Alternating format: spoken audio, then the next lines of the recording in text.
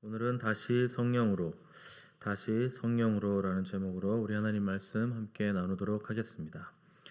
이방인들이 구원을 얻자 유대에서 내려온 이 사람들이 그들도 할례를 받아야 된다, 이렇게 주장하기 시작했고, 이 바울과 바나바는 그들의 의견에 반대하며 논쟁이 붙기 시작했습니다. 그러나 이 문제는 세워진 지 얼마 되지 않는 안디옥 교회 입장에서는 해결할 수 있는 문제가 아니었기 때문에 이 문제를 해결하기 위해서 바울과 바나바를 비롯해서 몇 사람을 예루살렘에 보냈는데, 그 예루살렘에는 사도와 장로들, 또 예루살렘 공회가 있기 때문에 중앙으로 이 사람들을 보낸 것입니다. 3절 보시면, 그들이 안디옥 교회 전송을 받고서 베니게와 사마리아로 다니며 이방인들이 주께 돌아온 일을 말하여 형제들을 다 크게 기쁘게 했다, 이렇게 기록을 했습니다. 지금 상황은 논쟁에 휘말려서 예루살렘으로 가는 상황인데, 그 예루살렘으로 올라가는 그 와중에도 작은 도시들을 들리면서 이들이 주님이 하신 일, 하나님께서 이방인들에게 복음을 전파하게 하신 일들을 전파하면서 전하면서 다녔다 하는 것입니다. 논쟁에 휩싸여서 심각한 상황에서도 이들이 한 것은 하나님이 하신 일, 또 예수님이 하신 일들을 계속적으로 전했다, 이것을 기록한 것입니다. 이들이 말한 것은 오직 예수님이었습니다. 어디를 가든지 누구를 만나든지 예수님 이야기를 전하는 이유는 예수님이 의식 속에만 계신 분, 우리의 관념 속에만 계신 분이 아니라 살아 역사하시고 실제 하시는 분이었기 때문에 어디를 가든지 누구를 만나든지 예수님만을 전했다 하는 것입니다. 이 바울의 인생을 잘 보시면 예수님이 실제하는 인생이 어떠한 삶을 살 수 있는가, 어떤 것도 견뎌낼 수 있는가 하는 것을 우리가 자세하게 볼 수가 있습니다. 바울이 가진 예수님은 관념 속의 예수님이 아니고, 남이 말한 예수님이 아니고, 내 삶에서 실제 살아 계시고, 숨을 쉬고 잠을 자도 눈을 떠도 자유해도 감옥에 갇혀도 나와 항상 함께 계시는 실제 하시는 분이셨다 하는 것입니다. 저와 여러분 안에 이 실제 하시는 예수 그리스도가 계시기를 간절히 바랍니다. 예수 그리스도가 우리 안에 계신다 하는 것은 우리 일생을 그분과 동행한다는 것입니다. 구약에서는 믿음을 동행이라고 표현하거든요. 누군가를 가장 잘 아는 방법도 그와 동행하는 것입니다. 하나님을 잘 아는 사람은 그분과 동행하는 사람입니다. 신약에 와서는 그것을 영생이라 이렇게 칭하는 것입니다. 영생이란 유일하신 하나님과 그의 보내신 자 예수 그리스도를 아는 것인데, 동행하지 않고서는 그분을 우리가 알 수 없기 때문입니다. 하나님을 믿는 것과 하나님이 내 안에 계신 것은 완전히 다른 것입니다. 예수님을 관념적으로 믿지 마시고 실제로 또 그분과 동행함으로 그분을 아시는 저와 여러분 되시기를 바랍니다. 특별히 이들이 어디를 가든지 간에 예수님을 말했다, 그분이 하신 일, 하나님이 하신 일을 전했다 하는 것이 매우 중요한 것입니다. 이게 신앙생활을 처음 시작하실 때도 초신자끼리 모여 있으면 별로 좋지 않습니다. 왜냐하면 언어가 아직 정리가 되지 않았기 때문에 모여서 하는 얘기가 초신자 때는 그렇게 덕스러운 얘기 할 수가 없습니다. 아무리 덕스러운 얘기를 해도 인간적인 생각이 나오기 마련이고, 초신자뿐만 아니라 오래 믿은 사람들도 동일합니다. 인간적인 생각들, 특별히 남의 얘기, 특별히 남의 편, 남편 얘기 이런 얘기 자꾸 하시는데, 그렇게 얘기해봐야 후회만 남습니다. 그런 얘기를 하시면 안 되고 하나님이 하신 일들을 얘기하셔야 됩니다. 바울은 2차, 3차 전도 여행을 계속 다녔는데 매를 맞고 감옥에 갇혀도 계속 하나님의 하신 일들을 얘기하고 또 찬송하고 기도한 것을 볼 수 있습니다. 아프고 고통스럽고 배고팠지만 억울해하거나 두려워하지 않았던 이유는 그의 안에 예수님이 살아 계셨기 때문입니다. 마음속에 예수님이 거하는 사람, 이 예수님과 동행하는 사람은 억울할 일이 없습니다. 왜 그런가? 인간이 소유할 수 있는 무한대의 부요함을 가지고 있기 때문에 억울할 일이 없다 하는 것입니다. 주님과 동행하는 사람은 지금 내가 주님과 동행하고 있다는 것을 알고 있는 사람입니다. 내가 지금 동행을 하고 있나? 동행하고 있지 않나? 내가 어떻게 사는 건가? 이렇게 헷갈리시면 안 됩니다. 확실히 아셔야 됩니다. 지금 내가 그분의 음성을 듣고 지금 내가 그분과 대화하고 내가 지금 그분으로부터 힘과 능력을 얻고 있다 하는 것을 인지하고 있어야 됩니다. 많은 지식을 쌓아서 뭐가 되는 게 아니고 기도의 양이 많아서 뭐가 되는 게 아니라 주님이 내 안에 계셔야 되고 내 안에 주님이 계셔야 됩니다. 4절 보시면 바울 일행이 예루살렘에 도착했을 때 이 사도와 장로들이 환영했다는 것을 볼 수 있습니다. 그래서 바나바와 바울은 하나님이 이방인들에게 어떻게 역사하셨는가, 어떻게 이방인들에게 복음의 문이 열리게 됐는지를 간증하면서 기쁨을 함께 나눴다고 했습니다. 하나님 이야기를 할 때 가장 기쁜 것입니다. 모일 때마다 하나님을 말하시고 하나님이 하신 일들을 간증하시고 기도하고 예배하는 공동체는 기쁨이 샘솟는 공동체일 수밖에 없는 것입니다. 모일 때마다 자기 이야기를 하면 비참해집니다. 여러분, 대화를 하면 할수록 그런 대화는 오히려 집에 가면요 찜찜하죠. 사람들이 후회하는 게 내가 그 얘기를 꼭 했어야 되는데 라는 것보다 그 얘기는 하지 말았어야 되는 데가 훨씬 더 많다는 것을 저와 여러분은 이미 알고 있을 것입니다. 내 얘기를 말하면 말할 때는 시원한 것 같지만 돌아서면 허탈해집니다. 성경이 모이기를 힘쓰라고 할 때는 예배하기를 힘쓰라는 것이지 남 얘기하고 부부싸움 한 얘기하라고 모이기를 힘쓰라고 한 것이 아닙니다. 모일 때마다 하나님이 하신 일들을 말하시기를 바랍니다.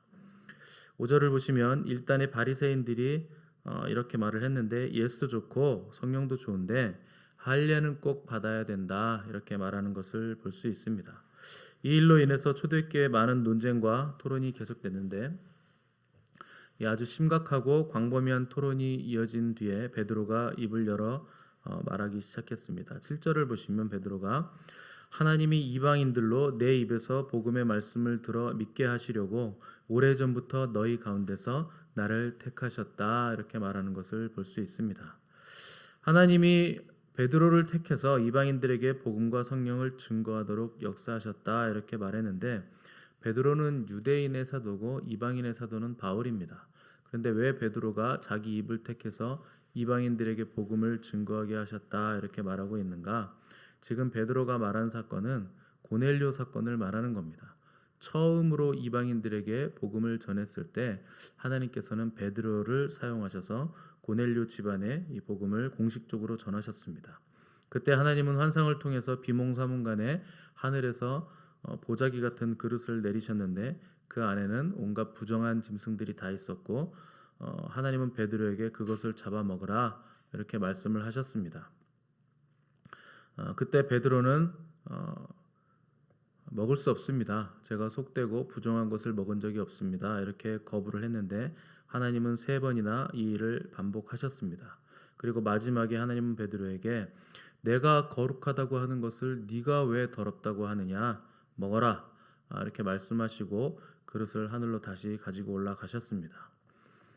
베드로는 나중에 고넬료가 자기를 초청하는 것을 듣고 그 집에 가서 복음을 전했을 때 성령이 임하시는 것을 보고 하나님께서 이방인들에게 구원하시려고 그것을 보이셨다.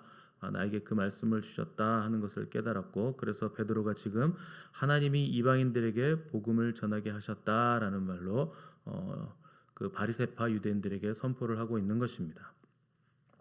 8절을 보시면 베드로는 하나님이 이방인들에게 복음을 전하게 하셨다는 그 증거로 이방인들에게도 성령을 주셨다 이렇게 말하는 것을 볼 수 있습니다. 성령은 유대인들만의 것이 아니라 모든 인류의 것이라 하는 것입니다. 이것은 유대인이나 이방인이나 복음에는 차별이 없다는 뜻입니다. 성령님은 우리의 삶 속에서 우리를 만지시고 가르치시고 또 위로하시고 인도하시고 또 모든 은사와 더불어 그리스도인다운 삶을 살게 해주시는 예수 그리스도의 영이십니다. 저와 여러분들이 이 놀라운 선물 되시는 성령님을 충만하게 체험하시기를 간절히 바랍니다. 성령으로 오신 예수님을 만나지 않으면 절대로 제대로 된 그리스도인의 삶을 살 수가 없습니다. 그런데 희한하게도 오늘날 이 땅의 교회들은 성령님을 자꾸 거부하고 부인하는 그 행태가 더 강해지고 있습니다. 그러면 성령님은 인격이시기 때문에 강력하게 역사하시지 못합니다. 그러면 그럴수록 그리스도인다운 삶을 절대 살 수 없다 하는 것을 기억하시기 바랍니다. 지금은 성령의 시대입니다. 교회의 시대 자체가 성령님, 오순절 성령님이 임하심으로 시작됐기 때문에 교회의 시대까지는 분명하게 성령의 시대입니다. 저와 여러분은 예수님을 깊이 알고 체험하시되 성령으로 체험하게 되시기를 간절히 바랍니다. 성령이 아니고서는 교회 시대 유지가 안 됩니다. 우리는 내 안에서 호흡하시고 나를 통해 보시고 나를 통해 걸으시고 또 나를 통해 움직이시고 나를 통해 역사를 일으키시는 그리고 통치하시는 예수 그리스도를 만나야 되는데 성령님이 오시면 우리가 그분을 만날 수 있게 된다 하는 것입니다. 성령님이 오시면 하나님이 오시는 것이고 예수님도 우리에게 오시는 것입니다. 성령님은 하나님의 영이시고 또한 예수의 영이십니다. 그래서 하나님과 예수님과 성령님은 온전히 하나라 하는 것입니다. 성령님께서 우리에게 오신 이유는 땅 끝까지 복음을 전하게 하기 위해서 오신 것입니다. 이를 위해서 주님이 교회를 세우셨습니다. 예수님의 탄생이 율법의 시대를 마무리하고 은혜의 시대를 열었듯이 이제 예수님이 승천하시고 성령님이 강림하심으로 이제는 성령의 시대가 열린 것입니다. 이 성령의 시대에는 복음이 땅끝까지 퍼져가는 세계 복음화의 시대가 열린 것이므로 이 성령의 시대, 교회의 시대, 교회가 할 일은 마땅히 복음을 전하고 전도를 하는 것이 교회의 사명이라 하는 것입니다. 지금은 이 땅의 교회가 많이 위축되고 또 왜곡되기는 했지만 여전히 이 땅의 소망은 어디에 있는가? 교회에 있습니다. 그냥 교회가 아니라 거룩하고 정결한 교회, 성령으로 충만한 교회에 이 땅에 소망이 있다 하는 것입니다. 지금은 다시 부흥의 시대입니다. 다시 초대교회의 시대입니다. 이 사도행전의 초대교회 같은 거룩한 교회들이 다시금 새롭게 피어날 때가 마지막 때라 하는 것입니다. 하나님께서 우리의 교만과 불순종 이것들을 다 걷어내시고 성령의 새 바람을 불게 하시고 부흥의 불길을 부어주시기를 기대하시기 바랍니다. 지금은 다시 성령의 시대입니다. 성령께서 오순절 다락방처럼 우리 위에 불처럼 바람처럼 임하시기를 기도하시기를 바랍니다. 더 이상은 죄를 짓고 회개하고를 반복하면서 마당만 밟고 가는 삶을 멈춰야 됩니다. 이제부터 우리는 이기는 자들이 돼야 됩니다. 오직 이기는 자들만이 만국을 다스릴 권세를 받고 성전의 기둥이 되며 하나님의 자녀가 되는 것입니다. 이기는 자라고 하면 왠지 이단스럽죠. 신천지의 이만희 선생님은 아니죠. 이만희 씨가 이기는 자라고 하면서 자기가 무슨 보혜사라고도 하고 아무튼 이단들이 교회에서 써야 될 좋은 말들은 다 가져갔기 때문에 우리가 그 단어를 쓰면 뭔가 이상한 교회 아닌가 이렇게 색안경을 끼고 보시는데 우리가 이기는 자들입니다. 거룩하고 정결한 주님의 교회, 신부된 자들이 바로 이기는 자들입니다. 가장 먼저 이겨야 할 것은 우리 자신입니다. 우리 자신을 먼저 벗어나셔야 됩니다. 더 이상 내가 힘들고 내가 은혜 받아야 되고 내가 고통스럽고 내가 더 깊어져야 된다 하는 나에서 벗어나셔서 하나님을 바라보실 수 있어야 됩니다. 주님이 하셔야 되는 것이지 내가 욕심을 부린다고 해서 되는 게 절대 아닙니다. 성령의 충만함으로 또 영광의 옷을 입으시고 하나님의 계명과 예수의 복음을 지키는 자요 또 어린 양이 어디로 이끌든지 간에 그곳을 따라가는 순전한 주님의 종들이 되시기를 간절히 바랍니다. 함께 기도하겠습니다.